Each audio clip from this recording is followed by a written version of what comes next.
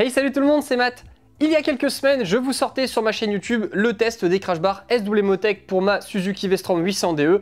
Et dans cet essai, vous l'avez vu, ils ont pris pas mal de chutes, plus ou moins grosses, avec forcément des dégâts plus ou moins conséquents. C'est sûr que si vous tombez généralement que dans la boue ou le sable, vous n'allez pas trop abîmer les crash bars. Mais si vous commencez à tomber dans de la grosse caillasse ou encore sur le bitume, et justement ces différentes situations me sont arrivées, je suis tombé dans de la grosse caillasse, je suis tombé aussi une fois sur le bitume quand je roulais dans la neige et le gel.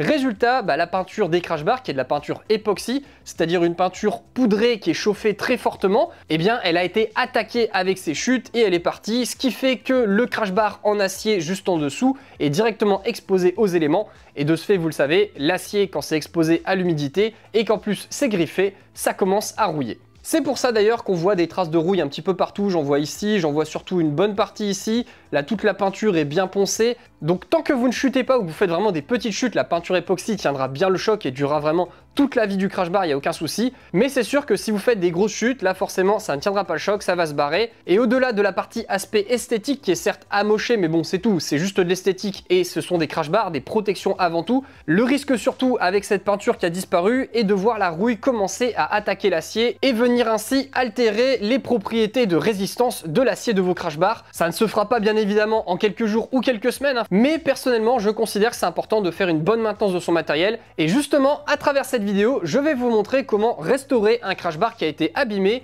Et vous allez voir, c'est pas très compliqué, il faut très peu de matériel et ça vous prendra tout au plus une bonne demi-heure pour faire les deux côtés. Allez, c'est parti, je vous montre. Petite précision quand même avant d'attaquer, sachez que cette méthode de restauration des crash bars que je vais vous expliquer ne fonctionnera qu'avec des crash bars qui sont en acier et en peinture époxy qui peuvent être noires, blanches ou grises. Là-dessus après vous aurez juste à faire varier la couleur de peinture. Mais ça ne fonctionnera pas forcément si vous avez des crash bars en acier inoxydable ou alors carrément en titane. C'est quand même beaucoup plus rare et on en trouve surtout chez Altrider, un tout petit peu chez SW-Motec, et pour les parties titane on en trouve chez Akrapovic, mais je pense pas qu'il y ait beaucoup de gens qui fassent des chutes avec des crash bars avec des tarifs qui sont complètement délirants. Mais voilà, au moins comme ça vous le savez, ce tuto c'est pour des crash bars acier avec peinture époxy. Allez, on attaque vraiment cette fois.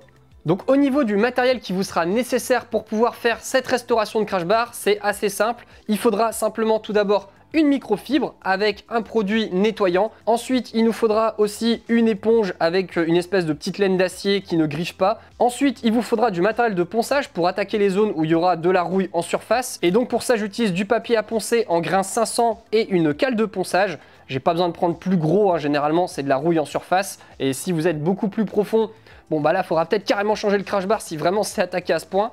Après, il vous faudra aussi une feuille plastique ou papier qu'on viendra mettre entre la carrosserie et le crash bar pour pouvoir faire la peinture sans tout démonter. Et enfin, il faudra tout ce qui est la partie peinture. Et pour cette partie peinture, vous avez deux solutions. Soit vous pouvez utiliser un stylo retouche de peinture, mais bon, personnellement, je suis pas trop fan car je trouve que ça fait des traces et c'est beaucoup plus visible que si je refais une retouche peinture à la bombe. Et justement, le second choix, eh bien, c'est de la peinture à la bombe. Donc là, personnellement, j'ai pas pris une peinture spécifique, hein, c'est une peinture noire mat de chez Leroy Merlin qui fonctionne sur l'intérieur, l'extérieur, bois, fer, plastique, surface de type radiateur chaude. Donc ça ira très bien pour les crash bars. Ça sèche rapidement, il n'y a pas besoin de sous-couche et ça coûte pas très cher. Ce qui est très bien parce que de toute façon, quand vous faites du tout-terrain, vous allez sûrement rechuter et l'objectif c'est de réentretenir de temps en temps comme ça vos crash bars pour limiter l'attaque de la rouille sur l'acier. Donc on remet régulièrement ce type de peinture pas trop cher, ça fonctionne amplement. Et dernier produit qu'il nous faudra pour pouvoir attaquer cette restauration, c'est un traitement anti-rouille qu'on viendra mettre avant la couche de peinture. Ici en l'occurrence, c'est du Frametto, mais il y en a plein d'autres sur le marché. Et maintenant que vous connaissez le matériel, on va attaquer la restauration de ce crash bar. Je prends désormais mon papier à poncer en grain 500 et on va essayer de poncer les zones où c'est un petit peu trop abîmé. Donc souvent j'essaye de poncer dans le sens de la griffe, comme ça permet d'essayer de rentrer dedans. Parce que si vous poncez de manière perpendiculaire à la griffe, vous ne rentrez pas dedans puisque souvent la peinture époxy c'est épais. Donc résultat ça ne fonctionne pas. Hop. Et après on va remettre un petit coup de nettoyant pour voir ce que ça donne. Donc là quand c'est juste une griffe comme ça fine, dans ce cas là je plie le papier et je rentre dedans. Vous voyez, je plie le papier comme ça, comme ici, et je rentre dans la griffe parce que sinon j'arrive pas à y accéder. Parce que souvent la peinture époxy c'est assez épais, ça fait un petit millimètre et donc ça rentre pas avec le papier si on ponce juste comme ça en surface. Donc je fais une petite pointe et j'arrive comme ça à rentrer un peu à l'intérieur. Donc là ok, là ici on est sur une grosse zone. Voilà, bon je pense qu'on n'est pas trop mal pour l'instant. Sachant que le but, hein, c'est pas forcément de tout poncer absolument en détail, puisqu'on va utiliser après le système de traitement anti-rouille qu'on va mettre dans la zone en question. Donc là, on va renettoyer parce que forcément, ça a fait de la poussière. Et on va voir si ça a permis de faire dégager un petit peu cette rouille. En tout cas, là, dans les creux, là, c'est pas mal. On en a retiré une bonne partie. Ici, c'est pas terrible. Il en reste encore pas mal, donc je pense que je vais attaquer à la cale de ponçage. Ça permettra de rentrer un petit peu plus fortement dans ça. Et vous voyez, j'y vais de manière progressive. C'est-à-dire qu'à chaque fois, je démarre soft avec cette partie-là. Ensuite, j'essaie d'attaquer avec ça, qui est un petit peu moins abrasif que cette partie-là, la cale. Et là, vu que j'ai pas réussi pour ici, on va rentrer dedans avec la cale. Donc là, maintenant, je prends ma cale. Comme ça, je rentre dans les creux avec les angles. Là, on peut faire des mouvements verticaux. C'est bien, c'est que c'est une espèce de mousse, donc ça s'enfonce plutôt pas mal. Voilà. Là, ici, on en profite, on remet un petit coup. Et ici, c'est pas trop parti non plus. On renettoie encore un coup. Ouais, franchement, c'est bien. Il n'y a plus grand chose de marron, ce qui est une bonne nouvelle. Donc on va pouvoir attaquer le traitement anti-rouille avant de mettre la peinture. Donc là, pour ceux qui voudraient voir ça de plus près, ah, vous voyez, il n'y a pratiquement plus de marron.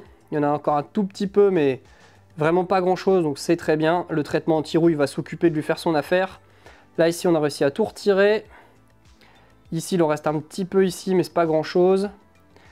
Après ici, si on redescend, là vous voyez, j'ai réussi à retirer une bonne partie de la rouille maintenant.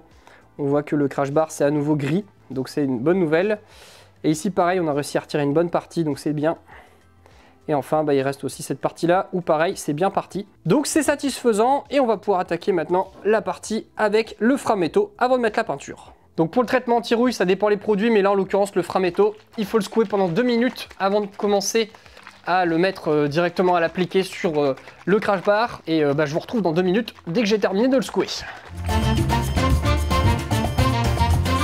On va venir poser directement sur les zones où vraiment il n'y a plus du tout de peinture époxy, donc ça fait quelques endroits. Et c'est pour ça que j'utilise justement un pinceau assez fin pour en mettre vraiment que sur la zone en question, pour pas en mettre partout, parce que sinon ça va faire des traces sur la peinture. Et quand on va peindre à la bombe par-dessus, ça va pas faire super joli. Donc on va essayer de s'appliquer à vraiment faire que les petites zones en question avec le traitement anti-rouille. Allez, c'est parti. On va faire ça proprement et délicatement. Donc cette partie anti-rouille, elle n'est pas obligatoire, mais personnellement, je préfère le mettre. Je sais que ça fait un peu plus moche quand on repeint, parce que forcément, ça fait une surcouche avec des traces, parce que c'est pas un produit qui est très esthétique. Mais au moins, je suis sûr que la rouille, au moins, elle va pas passer à travers la peinture que je vais poser. Et c'est toujours un traitement préventif, donc je préfère le mettre. Même si je suis conscient que quand on va repeindre, ça va se voir. On aura une espèce de revêtement pas très beau sur ces zones-là, mais c'est pas grave. Bon voilà, comme ça, toutes les zones les plus attaquées ont été réparées avec le traitement anti-rouille. Donc là, maintenant, on va attendre 24 heures que ça sèche et on pourra appliquer notre produit final, à savoir la bombe de peinture qui est juste ici. Et si vous voyez qu'il y a des petites zones où ça fait une espèce d'épaisseur, n'hésitez pas à remettre un petit coup avec le pinceau pour les aplanir, parce que sinon quand ça va sécher, ça va se voir et ce ne sera pas forcément le plus esthétique. Donc au moins là, comme ça, on limite la casse au niveau visuel.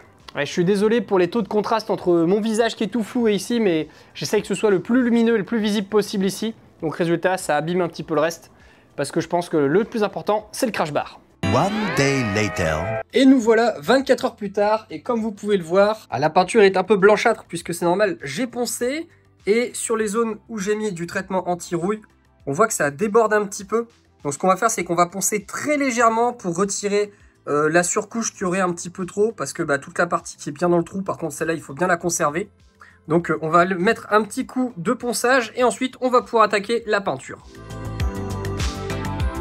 Voilà, comme ça, c'est lissé, c'est quand même plus propre, en tout cas au toucher ça le fait bien.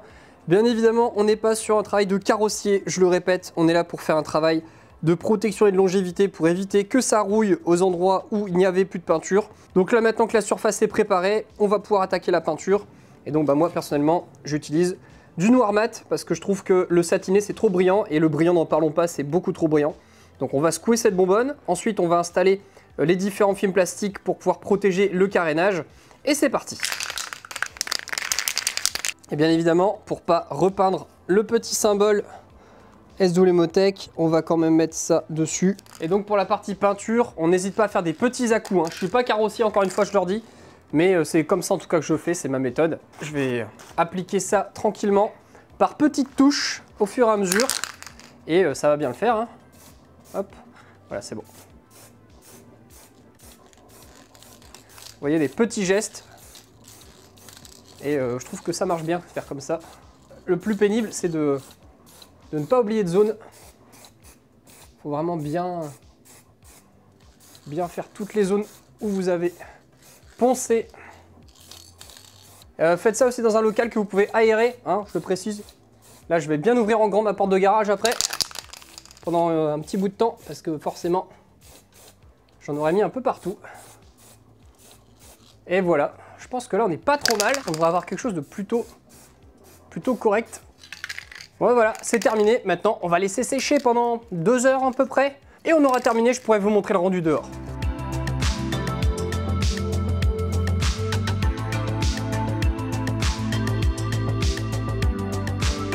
Après quelques heures de séchage, voici le rendu final. Comme vous pouvez le constater, c'est franchement très correct. On a une peinture et une finition qui est belle de loin, mais qui est loin d'être belle quand on est vraiment de très près. Cependant, il n'y a pas de miracle, le crash bar étant bien griffé et attaqué.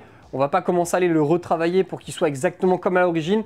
Le but, une fois encore je le rappelle, c'est de venir protéger le crash bar pour optimiser sa longévité et éviter qu'il ne rouille. Ce qui est en tout cas une mission remplie par cette restauration. De toute façon, ça va sûrement ressauter lors des prochaines grosses chutes que je vais faire avec les crash bars. Mais au moins comme ça, ils sont repartis pour quelques temps avant de devoir refaire cette opération. J'espère en tout cas que cette vidéo vous a plu, qu'elle vous a été utile et que ça pourra vous servir si un jour vous avez besoin aussi de repeindre vos crash bars. Si c'est le cas en tout cas, n'hésitez pas à mettre un petit pouce vers le haut, ça fait toujours plaisir. N'hésitez pas également à vous abonner à ma chaîne YouTube grâce au bouton que je vous mets juste ici si vous découvrez ma chaîne pour la première fois. Vous pouvez également, si vous le souhaitez, me soutenir financièrement pour le prix d'un café par mois grâce au bouton que je vous mets juste ici. Ça vous permet comme ça d'accéder à plein de petits trucs sympas, dont notamment un live privé que je fais chaque mois. Et en attendant, je vous dis à très bientôt pour une nouvelle vidéo. Salut!